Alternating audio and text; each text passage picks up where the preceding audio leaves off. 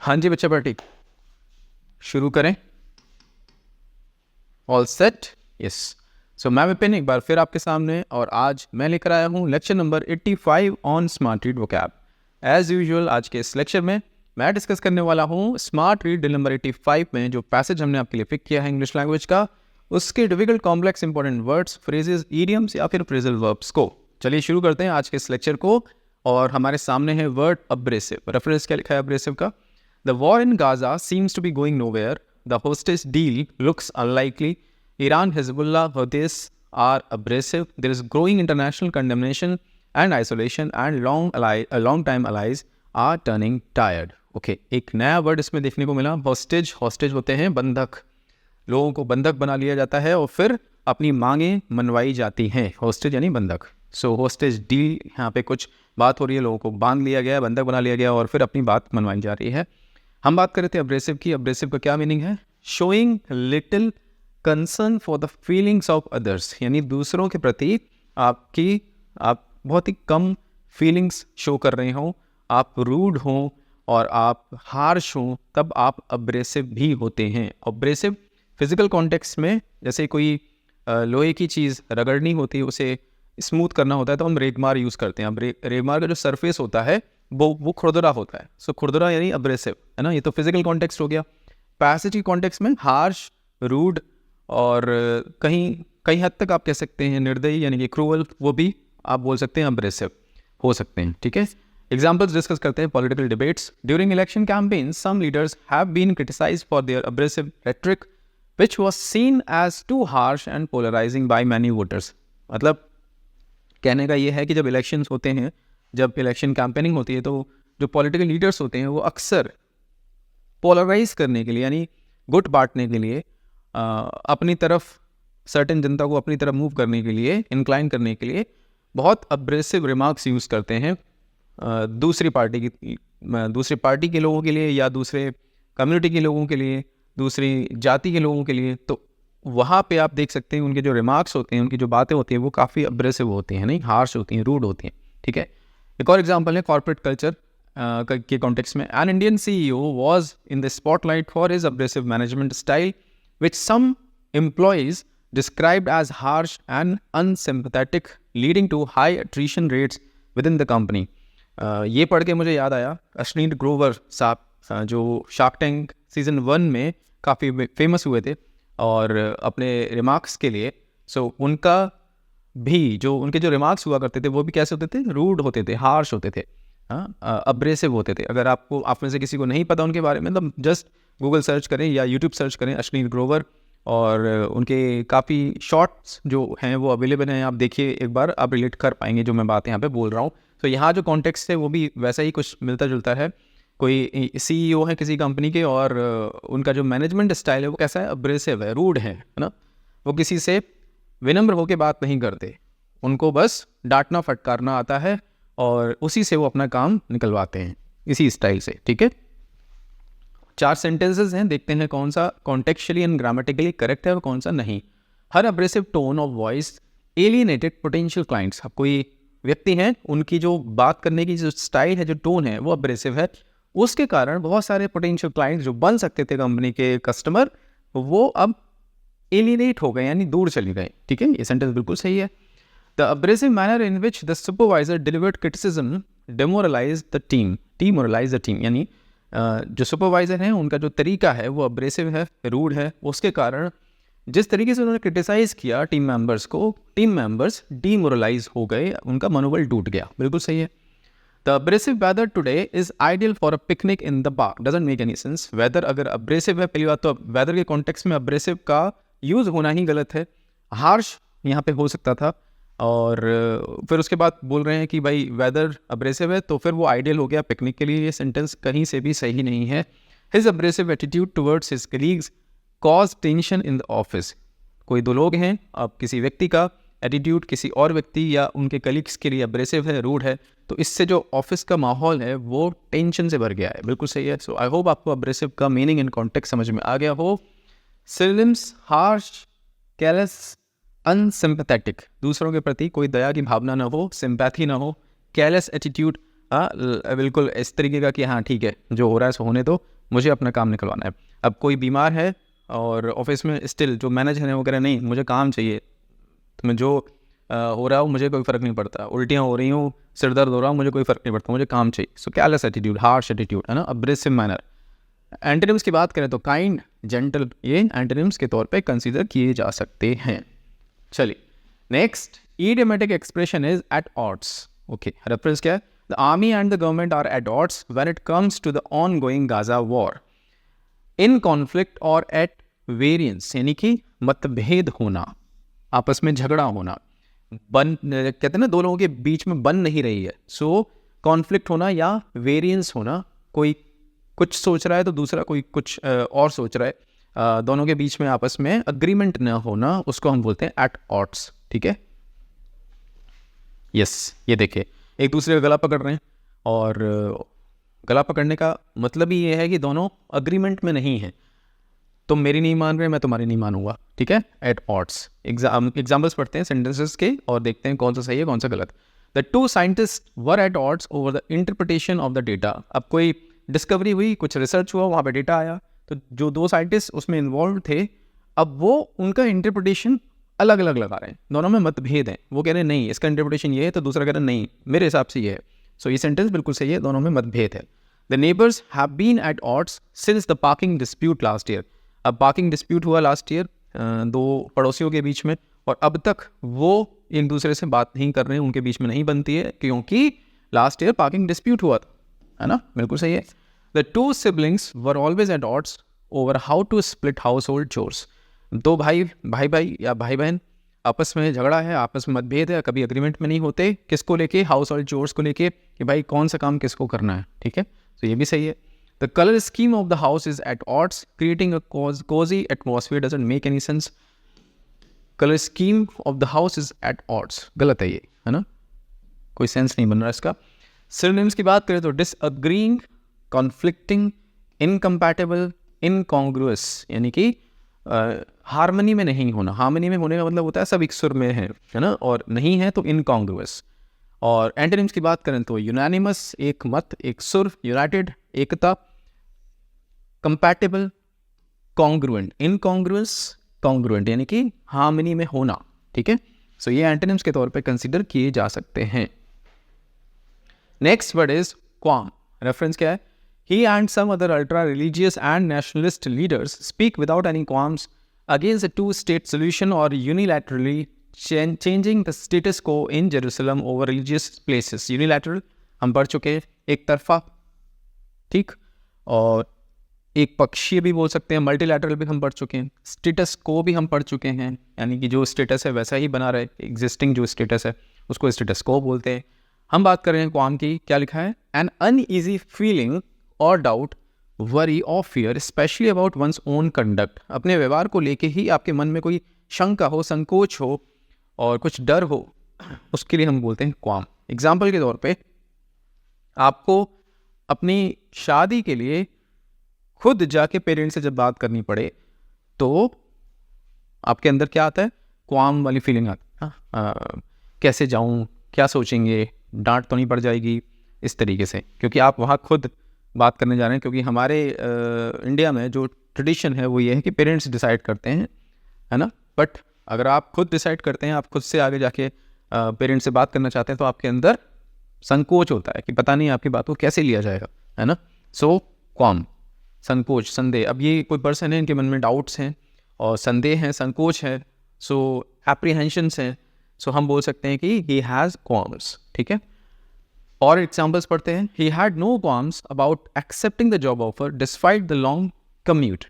अब कोई व्यक्ति है, इंटरव्यू दे रहा है, और जो इंटरव्यूअर है वो कह रहे हैं भाई हम जॉब तो आपको दे रहे हैं, पर आप जब यहाँ आओगे तो 40 किलोमीटर दूर आपका घर है, कैसे आओगी? पर वो कहता है इट्स ओके सर, मैं देख लूँगा, है ना। तो ही हैड नो क्वाम्स, यानी कि कोई संकोच नहीं, कोई संदेह नहीं है डिस्टेंस को लेके। उसको जो इंटरव्यू दे रहा है, जिसको जॉब लेनी है, उसके मन में कोई संदेह नहीं है ना। तो वो यहाँ पे कोई भी संकोच नहीं दर्शा रहे हैं about accepting the job offer, बिल्कुल सही है। The calm breeze gave everyone qualms doesn't make any sense, यहीं पे ब्रेक लग गई, है ना। Calm breeze gave everyone qualms, कोई सेंस नहीं इसका। She expressed her qualms about the safety of the new vaccine. अब कोई वैक्सीन आई तो कोई लेडी है या कोई गर्ल है, वो अपने क्वाम्स एक्सप्रेस कर रही हैं, उनको संदेह हो रहा है उस वैक्सीन की एफिकेसी को लेके, सेफ्टी को लेके, तो वो थोड़ी सी संदेहग्रस्त हैं, संकोची हैं कि यार पता नहीं इसका क्या रिएक्शन हो। सेंटेंस बिल्कुल सही है। Despite the criticism the director had no qualms about releasing the controversial film. Criticism हुआ, कोई मूवी बनी और उसका जब ट्रेलर रिलीज़ हुआ तो मार्केट में या दर्शकों के बीच क्रिटिसिज्म होने लगा कि देखो ये कैसे सीन्स हैं इसमें, या ये कुछ भावनाएं भड़का रहे हैं, तो ये गलत है। बट डायरेक्टर के मन में कोई संदेह नहीं है और वो अपनी फिल्म को रिलीज़ करना चाहते हैं। ठीक है, सो बिल्कुल सही है। चलिए सिनोनिम्स डिस्कस करते हैं। मिसगिविंग, अगेन संदेह, कोई डाउट। रिजर्वेशन, मन में कोई बात है आपके, कोई हेजिटेशन है। रिजर्वेशन है, रिजर्वेशन ये वाला रिजर्वेशन नहीं है ना, जिसमें आप अपनी सीट रिजर्व कर लेते हैं, या आपको एग्ज़ाम देते समय आपकी कैटेगरी के कारण रिजर्वेशन मिल जाता है, वो वाला रिजर्वेशन नहीं। रिजर्वेशन मतलब अंदर मन में कोई संदेह है या संकोच है, उसके लिए हम यूज़ करते हैं रिजर्वेशन। एंटोनिम्स की बात करें तो कॉन्फिडेंस, सर्टेनिटी, निश्चितता, अश्योरेंस, यानी कि कोई दिक्कत नहीं है, जो होगा अच्छा होगा, आपको पहले से ही पता है, अश्योरेंस। ठीक है, चलिए नेक्स्ट वर्ड इज मैक्सिमलिस्ट। हाँ जी, ये कुछ अलग है। रेफरेंस पढ़ते हैं, can he carry on with his maximalist war policy in Gaza. Meaning क्या है? Offer denoting an extreme opinion, यानी कि बिल्कुल एक्सट्रीम ओपिनियन है आपका। और किस बात को लेके? यानी आपका हमेशा ओपिनियन ये रहता है कि सब कुछ करना है या सब कुछ पाना है। मैक्सिमलिस्ट, अगर कुछ हो रहा है वहाँ पे आपको परफेक्शन चाहिए, यानी यू वांट 100%। सो आपकी अप्रोच क्या है? मैक्सिमलिस्ट है। ये नाउन और एडजेक्टिव दोनों तौर पे यूज़ हो सकता है। मैक्सिमलिस्ट नाउन के तौर पे भी यूज़ कर सकते हैं आप इसको, और एडजेक्टिव के तौर पे भी यूज़ कर सकते हैं। ठीक है, एग्जाम्पल्स डिस्कस करते हैं। अब दो इमेजेस हैं और दोनों में आप देखें लिविंग रूम दिखाए गए हैं। अब यहाँ पे जो लिविंग रूम है इसमें देखिए आप, जो डिज़ाइन किया गया है उसमें आप देखें कितने सारे, एक तो सामान, कितना सारा फर्नीचर, कितने सारे कलर्स, कितनी सारी चीज़ें, है ना, डेकोरेटिव आइटम्स, सब कुछ यहाँ पे भर दिया गया एक तरीके से। तो ये जो डिज़ाइन का अप्रोच है कैसा है? मैक्सिमलिस्ट, सब कुछ चाहिए, जो भी डिज़ाइन करवा रहे हैं इनको सब कुछ चाहिए यहीं पे।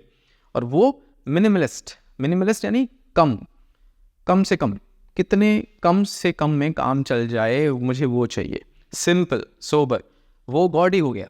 गॉडी यानी दिखावा वाला, है ना, सब कुछ चाहिए, सब कुछ दिखाना है ना।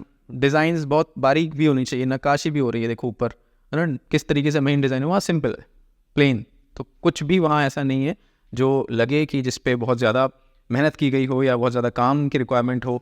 यहाँ मैक्सिमलिस्ट अप्रोच है, वहाँ मिनिमलिस्ट अप्रोच है। ठीक है, ये तो हो गया फिजिकल कॉन्टेक्स्ट में। पैसेज का जो कॉन्टेक्स्ट था उसको डिस्कस करते हैं। Political reforms. The government's maximalist approach to economic reforms, including sweeping tax changes and deregulation, drew both praise and criticism for its aggressive push toward modernization without gradual implementation. अब यहाँ से थोड़ा समझ में कम आया होगा, एक एग्जांपल देता हूँ आपको। मान लीजिए जो भी गवर्नमेंट है वो कोई पॉलिसी लेके आती है या कोई लॉ प्रेजेंट करती है, वो चाहती है कि जो वो चाहते हैं वो 100% लागू हो जाए, यानी जो भी पॉलिसी वो लेके आए उसका 100% लागू हो जाए, कोई उस पर ऑब्जेक्शन ना करे, है ना, और कोई आवाज़ ना उठाए, बस जो उन्होंने डिसाइड कर लिया वो हो जाए, यानी अधिकतमवादी, सब कुछ उनके हिसाब से होना चाहिए। और एक और एग्जांपल है urban development. The government's maximalist urban new renewal plan for a major in city involve the aggressive demolition of old neighbourhoods to make way for modern infrastructure, sparking protests from residents who felt the changes were too drastic and disregarded local heritage. अब government है वो कह रही है urban development होना चाहिए। अब जब अर्बन डेवलपमेंट होगा तो पुरानी जो चीज़ें हैं भाई, अगर रोड्स बनेंगे या कॉर्पोरेट पार्क्स बनेंगे तो ऑब्वियसली पुरानी बिल्डिंग्स को तोड़ा जाएगा, डेमोलिश किया जाएगा। तो जब वो ऐसा कर रही है गवर्नमेंट, तो उनको प्रोटेस्ट झेलना पड़ रहा है। वहाँ पे लोग जो रेजिडेंट्स हैं वो उसको उसके अगेंस्ट में खड़े हो रहे हैं। बट गवर्नमेंट का अप्रोच कैसा है? मैक्सिमलिस्ट, यानी अगर करना है तो भाई कर दो, सब कुछ कर दो। जैसे डीमिलिटाइजेशन को मैं मानता हूँ मैक्सिमलिस्ट अप्रोच था मोदी जी का, without discussing the idea with RBI, the RBI या फिर गवर्नर या और जो उनके जो सलाहकार हैं उनके साथ उन्होंने कोई डिस्कशन नहीं किया, और उनको जस्ट एक अपने से खुद से लगा कि यार मुझे ये सही लग रहा है तो मैं कर देता हूँ, तो अनाउंसमेंट कर दी। बाद में पता चला कि उसके कितने रिपरकशंस हमें झेलने पड़े, है ना। सो वो अप्रोच मैक्सिमलिस्ट थी मोदी जी की।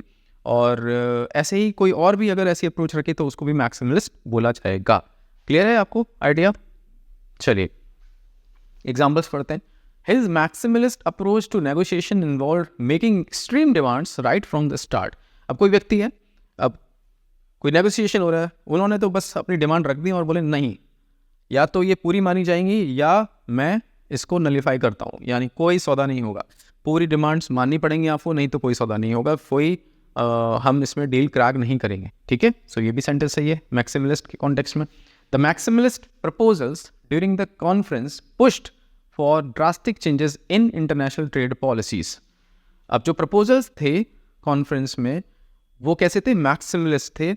उन्होंने पुश किया ड्रास्टिक चेंजेस के लिए इंटरनेशनल ट्रेड पॉलिसीज में। डेफिनेटली अगर मैक्सिमलिस्ट प्रपोजल होंगे तो ड्रास्टिक चेंजेस के लिए ही पुश किया जाएगा, बिल्कुल सही है। The painters maximalist style of painting was appreciated for its subtle details and simplicity. अगर मैक्सिमलिस्ट अप्रोच है तो सिंप्लिसिटी नहीं होगी वहाँ सिंप्लिसिटी नहीं होगी। अभी हमने इमेजेस में देखा भी था फिजिकल कॉन्टेक्स्ट में। The company's maximalist strategy aim to dominate every market it entered regardless of cost. ये बिल्कुल सही है, यानी पैसा चाहे कितना भी बहाना पड़े, हमें इस मार्केट का 100% शेयर कैप्चर करना है। ये अप्रोच मोनोपोलिस्टिक, हमें मार्केट लेके आइडिया वो स्ट्रेटजी लेके चलनी है। सो मैक्सिमलिस्ट स्ट्रेटजी, ये भी सही है सेंटेंस। आई होप आपको समझ में आ गया हो मीनिंग एंड कॉन्टेक्स्ट। रेडिकल जो होगा पूरा होगा, एक्सट्रीम या तो आर या पार, एग्रेसिव है ना, उग्र, हिंदी में बोलते हैं उग्र। एंटोनिम्स की बात करें तो मिनिमलिस्ट, मॉडरेट, कंजर्वेटिव, ठीक है। थोड़े से काम चलाते हैं, दूसरे की भी सुनते हैं, उनके आइडियाज़ को असिमुलेट करने का भी स्कोप है। सो वो हो गया मिनिमलिस्ट अप्रोच, ठीक है। ये हो गया मैक्सिमलिस्ट अप्रोच। आई होप आपको समझ में आ गया हो।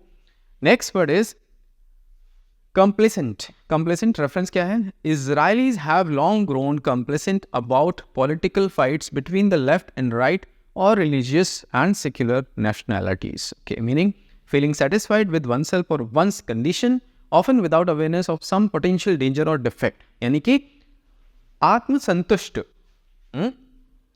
आप संतुष्ट हैं कि जो हो रहा है या जितना आपने कर लिया है वो काफ़ी है, अब कोई दिक्कत वाली बात नहीं है, और आप जो आगे पोटेंशियल डेंजर या डिफेक्ट हैं किसी चीज़ में उनसे आप अवेयर ही ना हो, है ना। उस अप्रोच को बोलते हैं कंप्लेसेंट, ठीक है। और यहाँ पे एग्जाम्पल है आपके सामने, ये जो व्यक्ति हैं देखिए क्या लिखा है। I have worked here for 20 years and have never made a mistake. 20 साल मैंने काम किया है, मैंने कोई गलती नहीं की, ठीक है।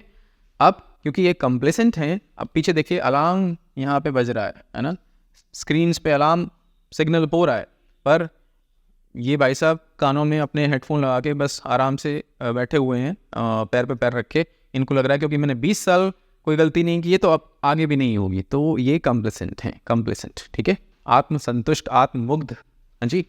और सेंटेंसेस पढ़ते हैं। Her complacent attitude led to a decline in the quality of her work. अब उनका एटीट्यूड अगर ऐसा हो गया कि वो आत्मसंतुष्ट हो गई तो ऑब्वियसली उनकी काम की क्वालिटी तो डिक्लाइन होगी ही होगी, बिल्कुल सही है।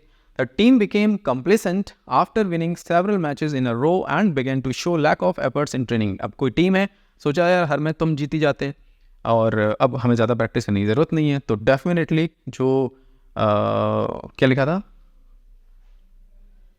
And began to show lack of efforts. हाँ, तो अब ट्रेनिंग में उनको उनकी तरफ से एफर्ट्स इतने दिख नहीं रहे हैं, तो ये उनको फिर पे करना पड़ेगा, है ना। देखा है हमने अक्सर, क्रिकेट की अगर बात करूँ तो देखा है हमने कि कैसे बड़ी टीमें छोटी टीमों से हार जाती हैं क्योंकि कंप्लेसेंट हो जाती हैं कि यार ये तो बच्चे हैं हमारे सामने, इनको तो हम हरा देंगे यूँ ही, ठीक है। और फिर ट्रेनिंग नहीं करते, इधर उधर घूमना चालू कर देते हैं, और होता है कि अचानक से जो छोटी टीम है वो बड़ी टीम को हरा जाती है। एक और एग्जांपल पढ़ते हैं। The employees of the company can't afford to become complacent in such a competitive market. बिल्कुल सही बात है, इतना मार्केट कंपेटिटिव है तो जो एम्प्लॉइज हैं जिस भी कंपनी के, वो संतुष्ट होना अफोर्ड नहीं कर सकते, यानी कि वो संतुष्ट नहीं हो सकते। The manager's complacent smile encourage the team to work harder. Doesn't make any sense, क्योंकि अगर कंप्लेसेंट है मैनेजर, उनकी स्माइल कंप्लेसेंट है तो वो एनकरेज नहीं करेगी ना। एनकरेज कैसे करेगी भाई, है ना। अगर पहले ही संतुष्ट हो गए तो आगे कैसे काम करवाएंगे किसी से आप, क्या इशू है? हाँ जी, सो सिनोनिम्स डिस्कस करते हैं. Self satisfied, contented, done. मेरा तो हो गया, अब इससे ज़्यादा नहीं करना. प्लीज, खुश हो गए आप अपने आप से. डिससेटिस्फाइड, एंटोनिम, कंसर्न्ड, चिंतित हैं आप. अनसेटल्ड, यानी अभी भी आप सेटल्ड नहीं है, आपको लग रहा है कि अभी भी मुझे मेहनत करनी है. अनसेटल्ड यानी अभी कुछ छूटा है, वो भी पूरा करना है. कैसे चुप बैठ सकता हूँ, कैसे शांत बैठ सकता हूँ. चलिए, दैट्स इट बच्चा पार्टी. अब आपको क्या करना है, हर एक वर्ड पे बनाना है आपको अपना खुद का एक सेंटेंस, उसके सही कॉन्टेक्स्ट में, और इस सेंटेंसेस के ग्रुप को ड्रॉप कर देना है एक सिंगल कमेंट के तौर पे इस वीडियो लेक्चर के कमेंट्स सेक्शन में. अगर आप ऐसा करते हैं तो मैं हमेशा बोलता हूँ कि सबसे ज़्यादा आप लर्न करते हैं. दूसरा काम, मैं अवेलेबल हूँ टेलीग्राम पे. This is my username on Telegram. जिन भी बच्चों ने स्मार्ट रीड कोर्स परचेज कर लिया है पर अभी तक हमारे प्राइवेट टेलीग्राम ग्रुप से नहीं जुड़े हैं, अपना पेमेंट का स्क्रीनशॉट मेरे साथ शेयर करें और मैं शेयर करूंगा हमारे टेलीग्राम ग्रुप का लिंक आपके साथ.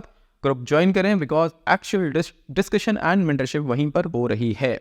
तीसरा काम, पूरा लेक्चर आपने देखा, लेक्चर नंबर 85. लेक्चर देखने के बाद आपको जाना है आपके स्मार्ट रीड कोर्स के डैशबोर्ड पे और अटेम्प्ट करनी है smart read drill number 85. Attempt करने के बाद रिजल्ट स्क्रीन से आपको पिक करनी है आपकी आरसी स्पीड क्या रही और आपका आरसी लेवल क्या रहा इस एक्सरसाइज में. दोनों के स्क्रीनशॉट्स लेके ड्रॉप कर देने हमारे प्राइवेट टेलीग्राम ग्रुप में, so that I can check, I can assess, I can gauge your performance and then I will be able to help you accordingly. मैं विपिन आपसे मिलता हूँ एक नए लेक्चर में कुछ नए वर्ड्स के साथ. Take care.